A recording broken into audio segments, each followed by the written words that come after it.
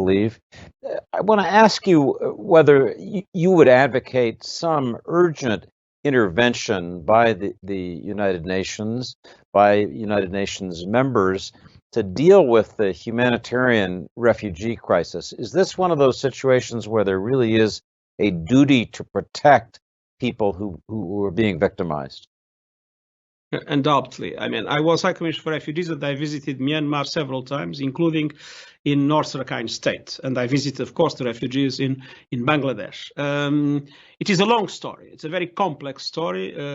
The Rohingyas have been never accepted as citizens of Myanmar.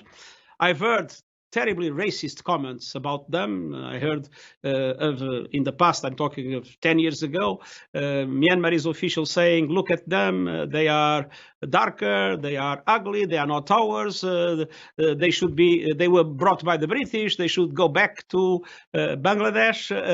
There was always this refusal to understand that they were part of Myanmar.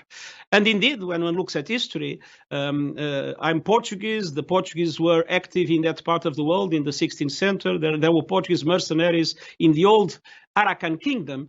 And when one reads their testimony, there was always a Muslim population in the Arakan Kingdom that is now corresponding to the Rakhine State. So it's not true that all these Rohingyas came from the outside, brought by the British, and they should be expelled again. They are part of the Myanmarese society. They need to be granted rights and granted citizenship.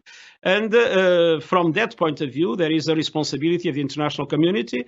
Obviously, we did everything we could to protect them in Bangladesh, and there is a massive humanitarian operation in Bangladesh.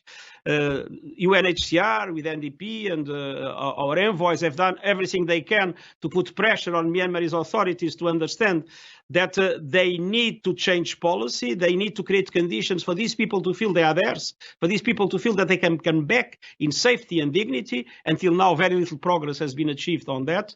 And now, unfortunately, with this coup, I'm afraid that even the small progress that was made will be lost.